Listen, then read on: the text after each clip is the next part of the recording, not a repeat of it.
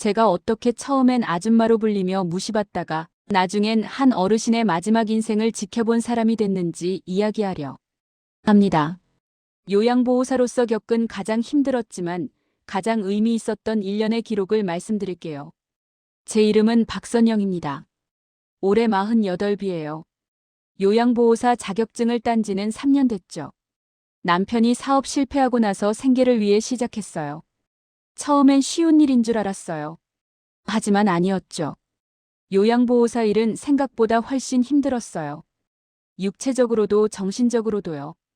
어르신들 수발하고 식사 챙기고 청소하고 병원 동행하고요. 하루 8시간이지만 정말 긴 시간이었어요. 2024년 3월, 저는 새로운 어르신을 배정받았어요. 이름은 최만수 78세 어르신이었죠. 서울 강동구에 있는 30평짜리 아파트에 혼자 사셨어요. 센터 팀장님이 말씀하셨어요. 선영 씨, 이번 어르신은 좀 까다로워요. 어떻게요? 성격이 괴팍하셔서 요양보호사가 자주 바뀌었어요. 몇 명이나 바뀌었는데요? 지난 6개월 동안 5명이요. 5명이라고요? 그 말에 제 가슴이 철렁했어요. 괜찮으시겠어요? 해볼게요. 제가 잘 적응해보죠. 고마워요. 내일부터 출근하세요. 다음 날 아침 8시, 저는 최만수 어르신 댁으로 갔어요. 초인종을 눌렀죠. 누구세요? 거친 목소리가 들렸어요. 안녕하세요. 요양보호사 박선영입니다. 들어와요. 문이 열렸어요. 안으로 들어갔죠. 거실은 어두웠어요. 커튼이 다 쳐져 있었거든요. 햇빛이 하나도 안 들어왔어요. 어르신은 소파에 앉아 계셨어요. TV를 보고 계셨죠. 저를 쳐다보지도 않으셨어요. 어르신 안녕하세요. 오늘부터 모실 박선영이에요. 어르신은 고개도 돌리지 않으셨어요. 그냥 TV만 보고 계셨죠. 어르신, 밥만 하고 가면 되지. 그 말 한마디로 제 존재는 정리됐어요. 저는 요양보호사가 아니라 그냥 밥하는 사람이었던 거죠. 네, 알겠습니다. 그런데 어르신, 제 이름은 박선영이에요. 이름은 됐어. 어차피 또 바뀔 텐데. 어르신은 저를 믿지 않으셨어요. 또 금방 그만둘 거라고 생각하신 거죠.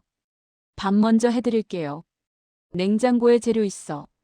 저는 부엌으로 갔어요. 냉장고를 열었죠. 거의 비어 있었어요. 김치, 계란, 우유, 그게 전부였어요. 이걸로 뭘 해드리지? 저는 센터에 전화했어요. 팀장님, 어르신 냉장고에 재료가 없어요. 아, 장 좀 봐드려요. 카드 어르신한테 있을 거예요. 알겠습니다. 어르신한테 여쭤봤어요. 어르신, 장 좀 봐야 할 것 같아요. 카드 주실 수 있으세요? 서랍에 있어. 어르신은 여전히 TV만 보고 계셨어요. 저는 서랍을 열었어요. 카드가 있었죠. 마트로 갔어요. 장을 보는데 뭘 사야 할지 막막했어요. 어르신이 뭘 좋아하시는지 몰랐거든요. 일단 기본적인 것들을 샀어요. 쌀, 고기, 채소, 과일, 반찬 재료들이요. 집으로 돌아왔어요. 점심을 준비했죠. 된장찌개, 계란말이, 나물 반찬을요. 어르신 점심 드세요. 상 여기나. 어르신은 소파에서 일어나지도 않으셨어요. 저는 상을 소파 앞 테이블에 차렸어요. 어르신은 드셨어요. 한마디도 하지 않으셨죠. 맛있는지 짜는지 아무 말씀도 없으셨어요. 식사가 끝나고 저는 설거지를 했어요. 청소도 했고요. 어르신 방도 정리했어요. 그때 어르신이 부르셨어요. 아줌마. 저는 돌아봤어요. 네, 어르신. 이제 가. 네. 아직 오시도 안 됐는데요. 가라니까 어르신은 저를 내쫓으셨어요. 이유도 없이요. 저는 나왔어요. 집 밖으로요. 엘리베이터를 타고 내려가며 눈물이 났어요. 왜 이렇게 대하시는 거지? 내가 뭘 잘못했나? 하지만 참았어요. 이게 제 일이니까요. 그날부터 저는 이름 대신 아줌마가 됐어요. 어르신은 한 번도 제 이름을 부르지 않으셨어요. 다음 날도 그 다음 날도 똑같았어요. 어르신은 저를 아줌마라고만 부르셨죠. 저는 그냥 참았어요. 일주일이 지났어요. 어르신은 여전히 저를 무시하셨어요. 하지만 더 힘든 게 있었어요. 어르신은 치매 초기 증상이 있으셨어요. 가끔 같은 말을 반복하셨죠. 아줌마, 약 먹었어? 네, 어르신. 아침에 드셨어요. 언제? 8시예요. 제가 드렸어요. 난 안 먹었는데? 매일 같은 대화를 10번씩 반복해야 했어요. 약을 숨겨두고 안 먹었다고 우기셨어요. 어느 날은 약을 화장실 휴지통에 숨기셨더라고요. 제가 찾아서 보여드렸죠. 어르신, 여기 있어요. 내가 언제 거기 버렸어? 방금 전에요. 거짓말하지 마. 넌 날 속이려고 하는 거야. 어르신은 저를 믿지 않으셨어요. 아니, 믿고 싶지 않으셨던 거죠. 밤에는 더 힘들었어요. 어르신은 가끔 밤중에 화장실 가다 넘어지셨어요. 그리고 다음날 아침 저한테 화를 내셨죠. 어제 넘어졌어. 내가 바닥을 안 닦아서야. 어르신, 제가 어제 바닥 다 닦았어요. 거짓말. 넌 일을 제대로 안 해. 저는 억울했어요. 매일 청소했거든요. 하지만 변명하지 않았어요. 어차피 안 들으실 테니까요. 참는 게 제 일이었어요. 울음은 퇴근 후 몫이었죠. 집으로 돌아가는 지하철 안에서 울었어요. 사람들 눈에 안 띄게 조용히요. 남편한테 말했어요. 여보, 그만두고 싶어. 왜? 무슨 일 있어? 어르신이 너무 심해. 날 사람 취급도 안 해.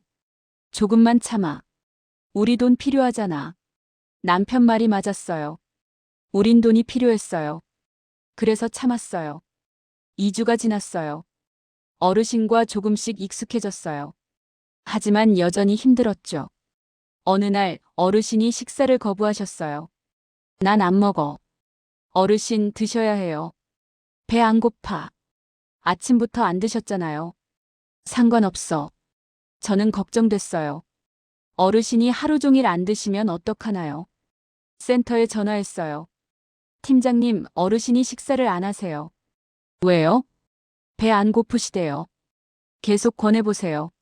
안 되면 보호자한테 연락할게요. 보호자는 어르신 아들이었어요. 김태준 씨였죠. 서울 강남에서 회사를 운영하신다고 들었어요. 1시간 후 태준 씨한테서 전화가 왔어요. 여보세요, 저 아들 김태준입니다. 네, 안녕하세요. 아버지가 식사를 안 하신다고요? 네, 아침부터 안 드셨어요. 그냥 놔두세요. 배고프면 드실 거예요.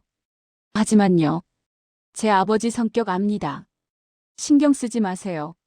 전화가 끊겼어요. 저는 당황했어요. 아들이 이렇게 무심할 수 있나요? 결국 어르신은 저녁이 돼서야 조금 드셨어요. 저는 안도했죠. 한 달이 지났어요. 어르신과 저는 여전히 써먹했어요. 어르신은 여전히 저를 아줌마라고 부르셨죠. 하지만 저는 조금씩 어르신을 알아갔어요. 청소하면서 어르신 물건들을 보게 됐거든요. 어느 날 옷장을 정리하다가 낡은 수첩을 발견했어요. 먼지가 쌓인 수첩이었죠. 열어봤어요. 거기엔 메모들이 빼곡했어요. 1982년 3월 15일 대형건설 현장.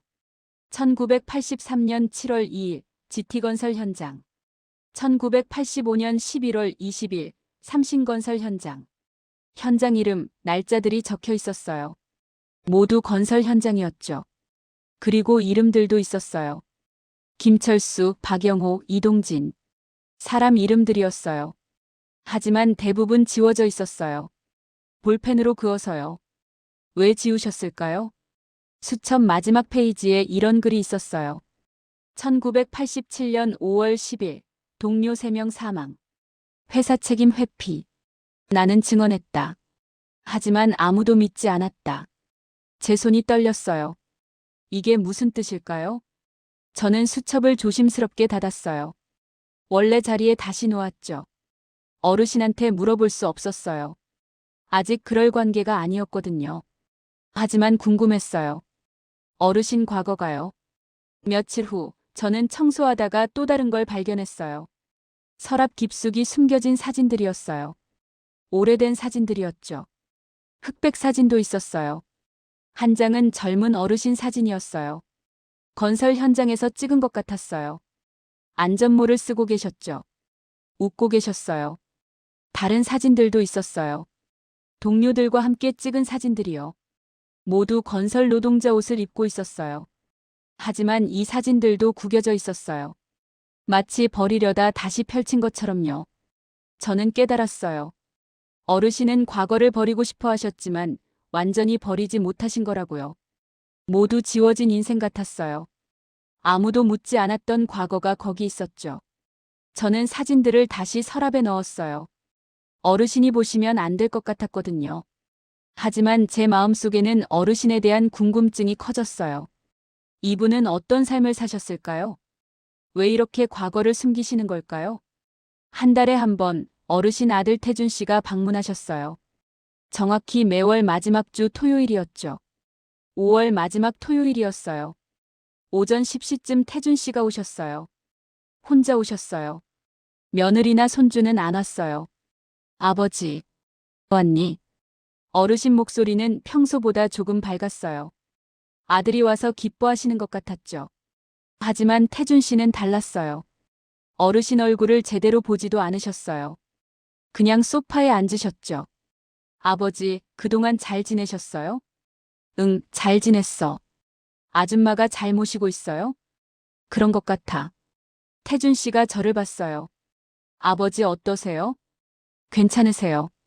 식사 잘하시고 약도 드세요. 그렇군요.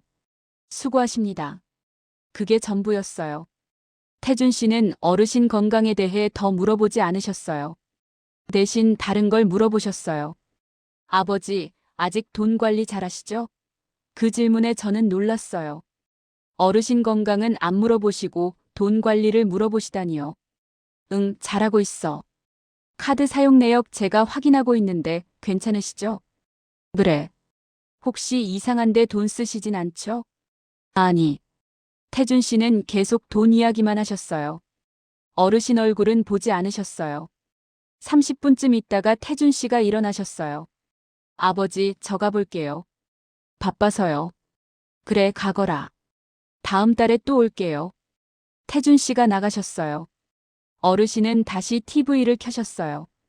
표정이 없으셨어요. 아들이 다녀간 후인데도 기뻐 보이지 않으셨죠. 저는 그 질문이 제일 아팠어요. 아직 돈 관리 잘하시죠? 아들은 아버지 건강은 묻지 않으셨어요. 잘 먹는지, 아픈 데는 없는지, 외로운지요. 그저 돈 관리만 확인하러 오신 거였어요. 어르신도 아셨을 거예요. 아들이 왜 오는지요. 그래서 어르신은 아무 말씀도 안 하신 거였어요. 기대하지 않으셨던 거죠. 6월이 됐어요. 저는 어르신을 모신 지 3개월이 됐어요.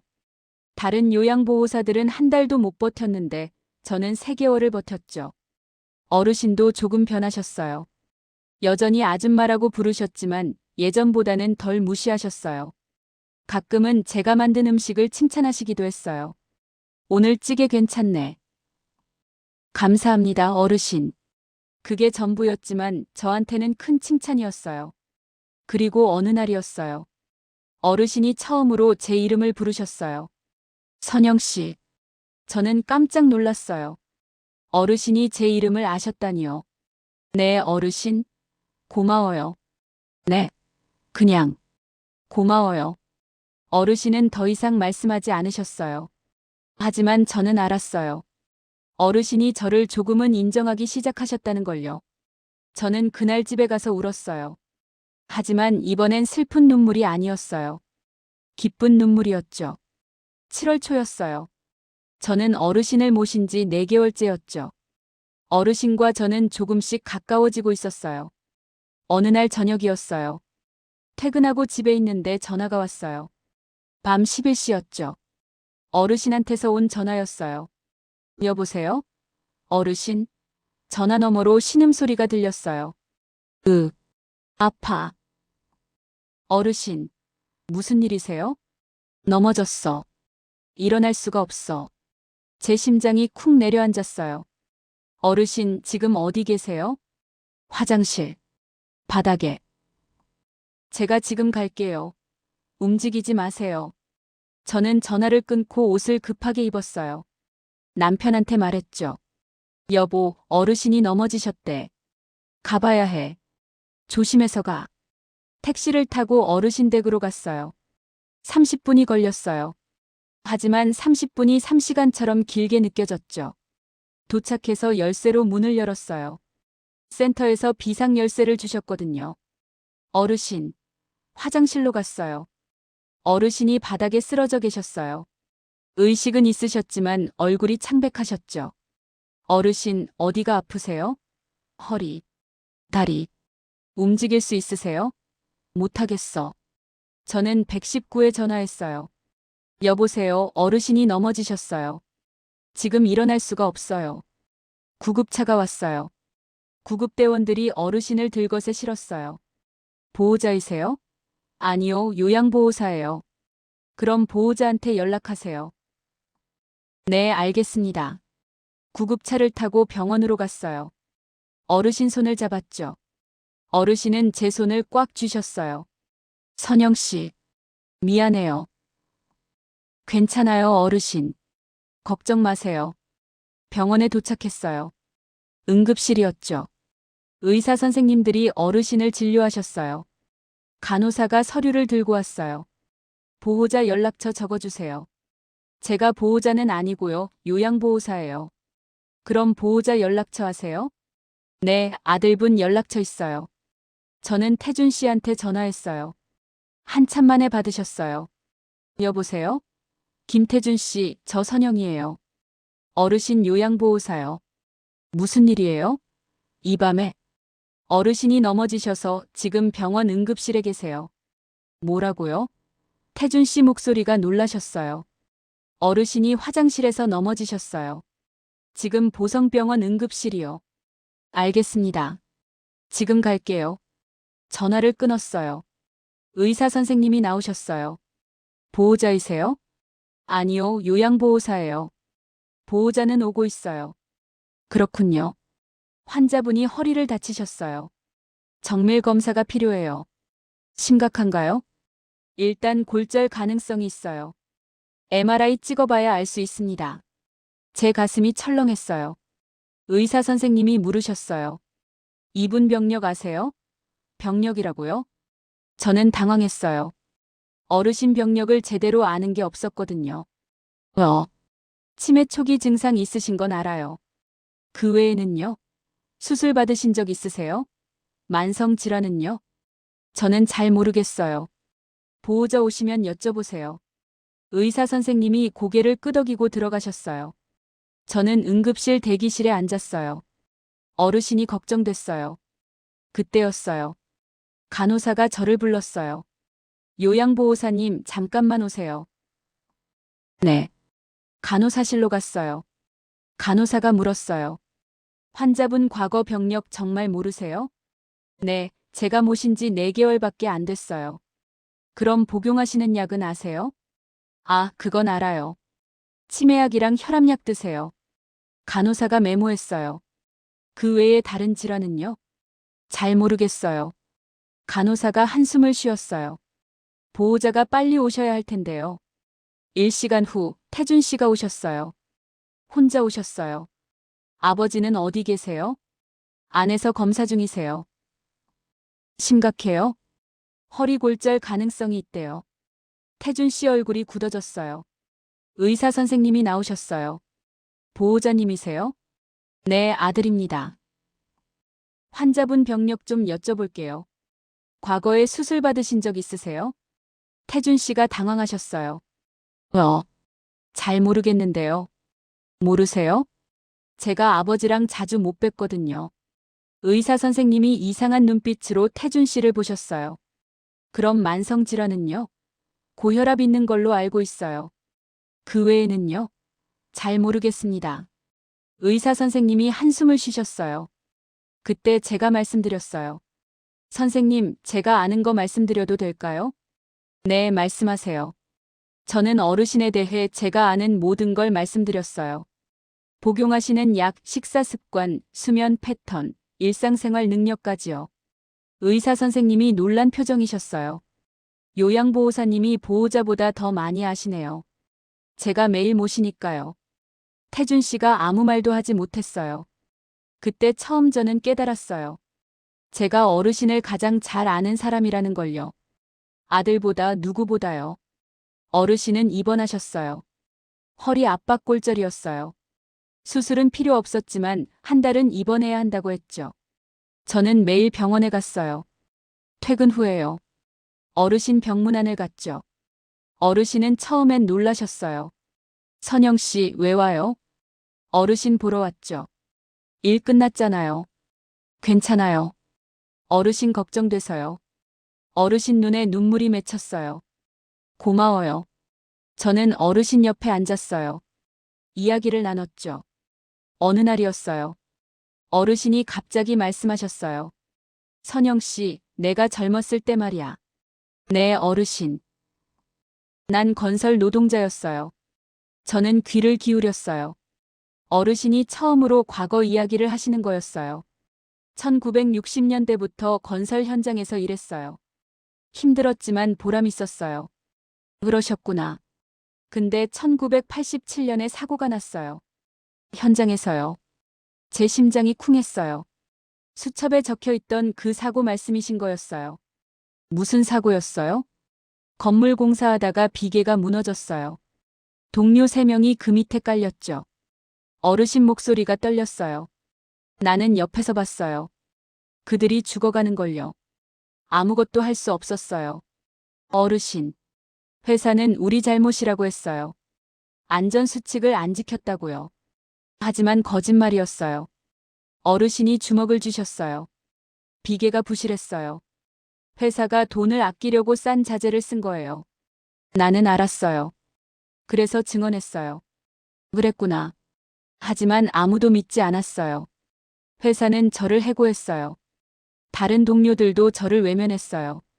어르신 눈에서 눈물이 흘렀어요. 그 후로 난 술을 마셨어요. 매일 마셨죠. 가족도 떠났어요. 아내는 참다 못해 나갔고요. 그래서 지금 혼자 사시는 거예요? 네. 아들은 어렸을 때부터 날 원망했어요. 술 마시는 아버지를요. 이해해요.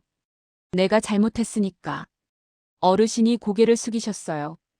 그 후로 난 술을 끊었어요. 10년 전에요. 하지만 너무 늦었어요. 이미 가족은 없었고 친구도 없었어요. 저는 어르신 손을 잡았어요. 어르신, 과거는 과거예요. 지금이 중요해요. 지금? 네. 어르신은 지금 혼자가 아니에요. 제가 있잖아요. 어르신이 저를 봤어요. 눈물이 가득한 눈으로요. 선영 씨, 고마워요. 그날 저는 알았어요. 어르신이 왜 그렇게 사람들을 믿지 못하시는지요. 왜 요양보호사들을 계속 바꾸셨는지요. 과거의 상처가 너무 깊었던 거예요. 배신당하신 경험이 너무 컸던 거죠. 그래서 사람들을 밀어내신 거였어요. 또 상처받기 싫어서요. 하지만 저는 떠나지 않았어요. 어르신 곁에 있었죠. 한 달 후 어르신은 퇴원하셨어요. 집으로 돌아오셨죠. 저는 다시 어르신을 모셨어요. 하지만 어르신은 많이 약해지셨어요. 걷기도 힘들어하셨고 기억력도 더 나빠지셨어요. 치매가 진행되고 있었던 거예요. 어느 날 아침이었어요. 어르신이 저를 보시더니 말씀하셨어요. 당신은 누구예요? 어르신, 저 선영이에요. 요양보호사요. 선영이? 모르는데. 제 가슴이 아팠어요. 어르신이 저를 잊으신 거였어요. 하지만 저는 참았어요. 미소 지으며 말했죠. 괜찮아요, 어르신. 제가 매일 와요. 그날부터 어르신은 자주 저를 잊으셨어요. 아침에는 알아보시다가 오후엔 잊으시고요. 하지만 이상한 일이 있었어요. 어르신은 제 손만은 기억하셨어요. 제가 어르신 손을 잡으면 어르신이 말씀하셨어요. 이 손. 따뜻해. 네, 어르신. 이 손을 어디선가 느꼈어. 제가 물었어요. 어디서요? 모르겠어. 근데 익숙해. 9월이 됐어요. 어르신 상태가 더 나빠지셨어요. 거의 하루 종일 주무셨어요. 태준 씨가 병원 검사를 권유했어요. 아버지, 병원 가보셔야 할 것 같아요. 괜찮아. 아버지, 검사 받아보세요. 결국 병원에 갔어요. 검사 결과가 나왔죠. 치매가 중기로 진행됐대요. 그리고 폐에 문제가 있다고 했어요. 오래된 흡연 때문이었대요. 의사 선생님이 말씀하셨어요. 6개월 정도 남으셨을 것 같습니다. 6개월이라고요?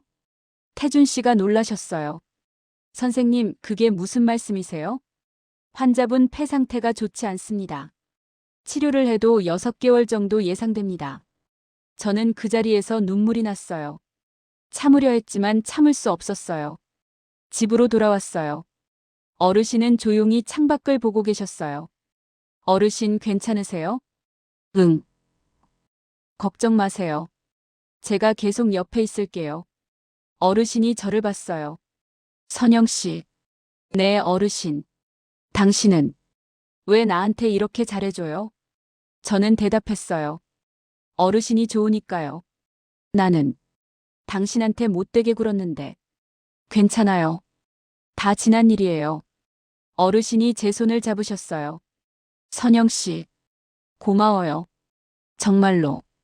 그날 밤 어르신은 조용히 말씀하셨어요. 제사날마다 밥 냄새가 같았어. 네. 선영 씨가 해주는 밥 냄새요. 우리 아내가 해주던 냄새랑 비슷해요. 저는 놀랐어요. 어르신이 그걸 기억하고 계셨다니요. 어르신. 선영 씨 손도 따뜻해요. 우리 아내 손처럼요. 이름도 얼굴도 잊으시던 어르신이 제 손만은 기억하고 계셨어요. 11월이 됐어요. 어르신 상태가 급격히 나빠지셨어요. 병원에 입원하셨죠. 저는 매일 병원에 갔어요. 어르신 곁을 지켰어요. 태준 씨도 자주 오셨어요. 예전과 달랐어요. 어르신 손을 잡고 오셨어요. 아버지, 죄송해요. 제가 효도 못했어요. 괜찮아. 아버지, 사랑해요. 어르신이 미소 지으셨어요. 나도. 12월 초였어요. 어르신은 의식이 거의 없으셨어요. 하지만 가끔 눈을 뜨셨죠. 저는 어르신 손을 잡고 있었어요. 어르신이 작은 목소리로 말씀하셨어요. 선영 씨. 네, 어르신. 여기 있어요. 고마워요. 내 인생 마지막을 지켜줘서. 제 눈물이 흘렀어요. 어르신, 저야말로 감사해요. 어르신 덕분에 제가 배웠어요. 뭘? 진짜 요양보호사가 뭔지요. 단순히 돌보는 게 아니라 한 사람의 인생을 지켜보는 거라는 걸요. 어르신이 미소 지으셨어요. 선영 씨는 좋은 사람이에요. 그게 어르신이 제게 하신 마지막 말씀이었어요. 12월 10일, 어르신은 세상을 떠나셨어요. 평화롭게요. 장례식이 치러졌어요. 태준 씨가 모든 걸 준비하셨어요. 장례식장에 저도 갔어요. 어르신께 마지막 인사를 드렸죠. 어르신, 편히 쉬세요. 고생 많으셨어요. 태준 씨가 제게 오셨어요. 선영 씨, 정말 고마웠어요. 제가 당연히 해야 할 일이었어요. 아니에요. 선영 씨는 우리 가족보다 더 아버지를 사랑하셨어요. 태준 씨가 봉투를 주셨어요. 이건 아버지가 남기신 거예요. 봉투를 열었어요. 편지였어요. 어르신이 쓰신 편지였죠. 선영 씨에게. 당신은 내 인생 마지막을 지켜준 사람입니다. 처음엔 당신을 믿지 못했어요. 하지만 당신은 떠나지 않았어요. 매일 내 곁에 있어줬어요. 당신 덕분에 나는 마지막으로 사람 대접을 받았어요. 고맙습니다. 당신이 진짜 요양보호사예요. 마이너스 최만수. 저는 울었어요. 소리내어 울었어요. 그로부터 1년이 지났어요. 저는 여전히 요양보호사로 일하고 있어요. 새로운 어르신들을 모시고 있죠. 하지만 최만수 어르신은 잊을 수 없어요.